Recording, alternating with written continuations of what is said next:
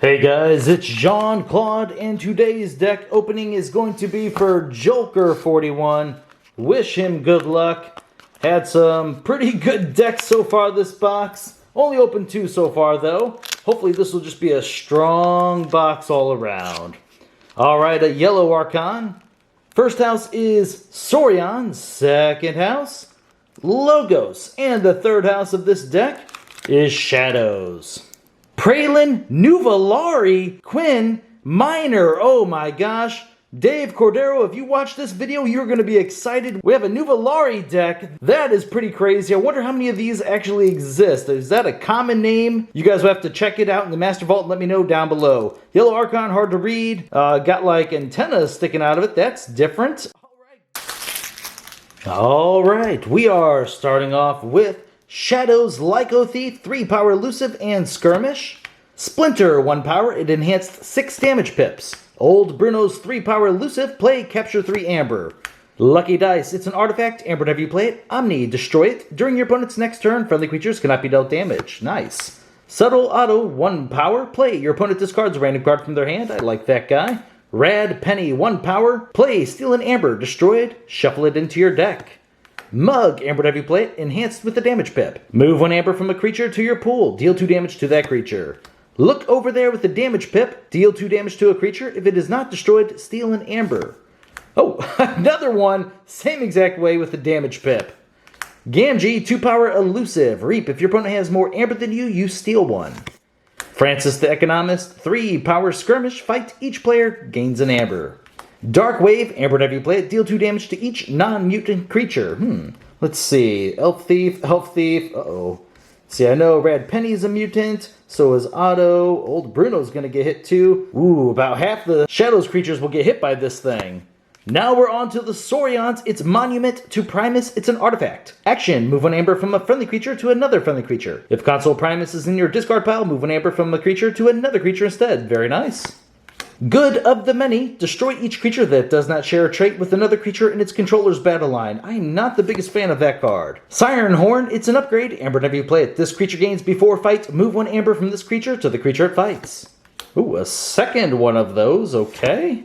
Oh, Senator Quintina. 5 power, after a creature reaps, exalt it. Okay, so these Siren Horns can negate that effect. That would be pretty nice to be able to get them off if you've exalted with them. Oh, already, but oh, wow. Ancient Power, Aember, whenever you play it, with a damage pip, ward each friendly creature with an Aember on it. I was just thinking the other day how sweet these 2 cards go together. I haven't opened a deck with one of these yet, but that's pretty cool that you have one. Thero Centurion, with a capture pip, 6 power, play, fight, capture an Aember. Defense Initiative with the capture pip. Ward a creature, you may exalt that creature. If you exalt it, ward each of its neighbors. That's a good card. Console Primus with the damage pip. 3 power, it enhanced the capture pip. Reap, move 1 Aember from a creature to another creature. A second one of those goes good with the Monument, of course. Citizen Shrix, 3 power, play, reap, exalt it, steal an Aember. I like that guy quite a bit. Oh, you got a second one, this one with the damage pip. Now we're on to Logos. Whoa, Skippy Timehog made a return. 1 power, play, your opponent cannot use any cards during the next turn. Cards can still be played and discarded. This is such a cool card, especially if you have a way to recur it. Let's see, we don't have anything in here so far. No way to bounce it or anything. But this card can become very oppressive if you find a way to get to use it multiple times in a game. Mutagenic Serum, it's an artifact, and whenever you play it. Omni, destroy it. You may use friendly mutant creatures this turn. Okay, we're gonna have to go back through and see just how many mutant creatures are in here. Krazap, with 3 exclamation points. Destroy each non-mutant creature, gain a chain. That's a great card, especially when you're up against non-mass mutation decks. Forge Compiler, it's an artifact. After your opponent forges a key, destroy it and ward each friendly creature. This deck has quite a bit of ward so far. We had a great amount in Saurians, and now the fact that Logos has a way to do it. Whoa! I was gonna say that's pretty crazy. Now 2 of them is good, but at the same time, really you only have 2 opportunities to use this on your opponent's first or second key. Obviously if your opponent forges their 3rd key, well that's game over. Having 2 in here will increase its consistency though, where you can ward your creatures. Titan Engineer, 6 power. If it's not on a flank, keys cost +1 Aember. Standardized Testing, destroy each creature with the lowest power and each creature with the highest power. Good card. Quixo the Adventurer, 3 power skirmish, fight, draw a card. Another Quixo. Cumex, 1 power, play, draw a card, destroyed, archive it. Efference in Principle, thank goodness there's no capture pips on it. Each player loses half their amber, rounding down the loss, gain 1 chain. And the final card of the deck is Auto Encoder. After a card is discarded from your hand, archive the top card of your deck. Auto Encoder is a very interesting card. I'm going to have to go back through. I wasn't thinking about maybe cards that were causing discards. I don't think there was any in here just looking at logos. No. It's still a good card for setting up big turns in the future, and this is actually really cool. Like, let's say your opponent has a Quixelstone deck. This is a great counter to those type decks. All right, let's get our Aember up, shall we? Uh-oh. Oh my gosh, there's only 1 in logos? Oh boy, well that's going to steal as soon as you play it, so we'll throw that up. Oh, that's a capture pip. Okay, there we go. Ooh, thank goodness the Siren Horns are here, otherwise the Amber count would be even lower. Holy, let's see. Look over there for stealing is nice. Okay, Mug, Rad Penny, excellent. Come on, give us some more Amber. Ooh, oh boy. Okay, here we go. 1, 2, 3, 4, 5, 6, 7, 8, 9, 10, 11, 12. Okay, that is more than I thought it was. I was really worried at first. 12 is respectable for what I was expecting. I thought once I saw that logos, we were going to hit like an 8 or 9 number. All right, Amber control now. Let's see. Mug, not so much. Here we go. Look over there, definitely. The Siren Horn can be Amber control, especially if you do something like a defense initiative. In advance, you ward it, you put the Amber on it, then you can fight with the creature, getting rid of the Amber immediately. Hopefully killing the creature and getting the Amber back. Let's see. Citizen Shrix with the steals. Everence and Principle. Titan Engineer. Skippy Timehog is definitely going to prevent your opponents from reaping, so we're going to have to throw him up there. Defense Initiative, thanks to the capture pips. Primus would take away Amber we've stolen, but I don't think we'll necessarily count that. Gamgee will be like maybe half. Won't even count it, actually. Was there a... Nope. Thought I saw a capture pip for a moment on the Lyco Thief. All right, so we have 1. Won't count that. 2, 3, 4, 5, 6, 7, 8. Won't really count the Siren Horns. 9, 10, 11... Okay, that's better than I initially thought it was. Let's get our creatures up, and then after we get the creatures up, we're going to see exactly how many mutants are in here, because we did have a couple things regarding the mutants. The Dark Wave, and also the Mutagenic Serum. So, let's see. Oh, and the Krazap.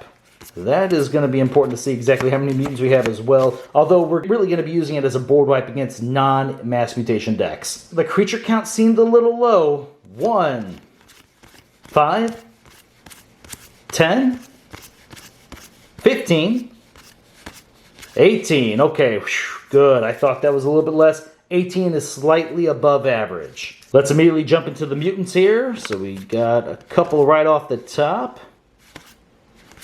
You have to look. It's not something I commonly pay too much attention to, except for, obviously, decks that involve mutants. Whoa, wait a minute. Skippy Timehog from Call of the Archons is a mutant. Now that is cool. I love seeing that. That was unexpected. Okay, so for total mutants, we have 1, 2, 3, 4, 5, 6, 7...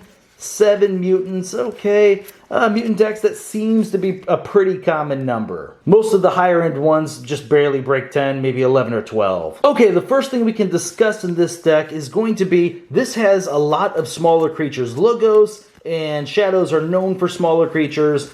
Our Saurians overall were pretty smaller too. You had several 3-power creatures there with the Console Primuses, as well as the Citizen Shrix. So, what is going to be very important in this deck is going to be all these ward effects, and something like Lucky Dice, something that can protect them. Let's pull these all up.